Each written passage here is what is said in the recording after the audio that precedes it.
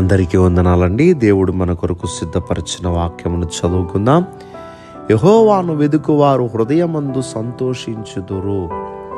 ప్రియ దేవుని బిడ్డలారా, భూలోకములో జీవిస్తున్నటువంటి మనము ఏది వెదుకుతూ ఉన్నప్పుడు ఒక బాధగా, ఒక కంగారుగా, పోగొట్టుకున్నటువంటి దుఃఖముతో మనం వెతుకుతూ ఉంటాం. అంటే వెతికే సందర్భంలో ఎప్పుడూ కూడా మనకి సంతోషము అనేది దొరకదు, అనిపించదు మన మనసుకి. వెతుకుతున్నప్పుడు టెన్షన్గానే వెతుకుతాం. వెతికింది దొరికినప్పుడు మనకి సంతోషం కలుగుతుంది. కానీ వెతుకుతున్నప్పుడే సంతోషం కలుగుతుందా?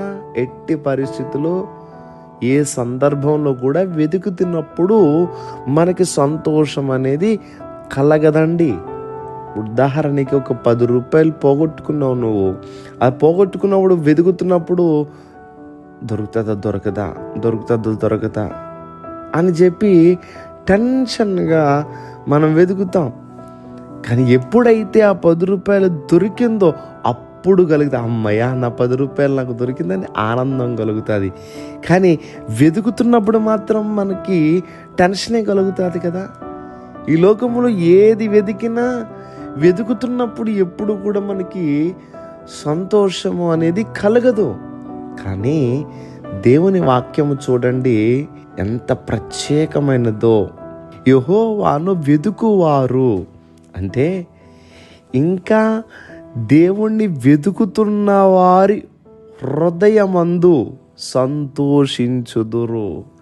అంటే దేవుణ్ణి వెతికేటటువంటి సమయములోనే నీకేం కలుగుతుంది తెలుసా? సంతోషం అనేది కలుగుతుంది. ఆయన్ని వెతుకువారు హృదయమందు సంతోషించుదురు. ఎంత ఆశ్చర్యంగా అనిపిస్తుందండి. నేను చెప్పే మాటలు మీకు అర్థమవుతున్నాయో లేదో నాకు తెలియదు, కానీ ఒకవేళ మనం అర్థం చేసుకోవడానికి ప్రయత్నం చేస్తే దేవుణ్ణి వెతికేటటువంటి సమయములోనే హృదయమందు సంతోషం అనేది మనలో ప్రారంభమవుతుంది. ఆయన దొరికిన తర్వాత మనకు సంతోషం కలగటం కాదండి, వెతుకుతూ ఉన్నప్పుడే సంతోషం కలుగుతుంది. కీర్తనల గ్రంథము 53వ అధ్యాయం 2వ వచనములో వివేకము కలిగి దేవునిని వెతుకువారు కలరేమో అని దేవుడు ఆకాశము నుండి చూచి నరులను పరిశీలించెను అని వ్రాయబడి ఉంది. అంటే నన్ను ఎవరైనా వెతుకుతారా అని దేవుడు ఎదురు చూస్తూ ఉన్నాడట, నరులను పరిశీలిస్తున్నాడట. నువ్వు వెతకటం ప్రారంభిస్తే చాలు, నీకు ఆల్రెడీ సంతోషం అనేది ప్రారంభమవుతుంది. కీర్తనల గ్రంథం 40వ అధ్యాయం 16వ వచనంలో నిన్ను వెతుకువారందరూ నిన్ను గూర్చి ఉత్సహించి సంతోషించుదురు. వెతుకువారందరికీ కూడా ఉత్సాహం, సంతోషం కలుగుతుందట. దొరికినప్పుడు కాదండి, వెతికినప్పుడే కలుగుతుంది. ఆల్రెడీ మాకు దొరికాడు కదండి, మళ్ళా మేము వెతకడం ఏంటి అని మీకు అనిపిస్తుందేమో. కీర్తనకారుడు 63వ అధ్యాయం 1వ వచనంలో దేవా నా దేవుడవు నీవే, వేకువనే నిన్ను వెతుకుదును. ఈ కీర్తనకారుడికి దేవుడు తెలుసు, ఆయన నమ్ముకున్నాడు. కానీ వేకువనే నిన్ను వెతుకుదును అంటున్నాడు. అంటే ప్రతిరోజు ఏం చేస్తున్నాడంటే వేకువనే లేచి దేవుణ్ణి వెతుకుతున్నాడండి.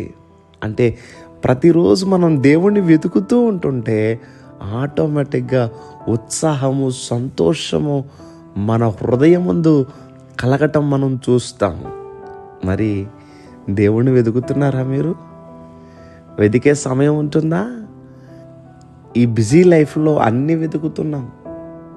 ఉదయం లేచిన దగ్గర నుంచి చాలామంది యూట్యూబ్ వీడియోలు వెతుకుతూ ఉంటారు, లేకపోతే ఆన్లైన్ షాపింగ్లో వెతుకుతూ ఉంటారు, లేకపోతే గూగుల్ సెర్చ్ అనే దాంట్లో వెతుకుతారు.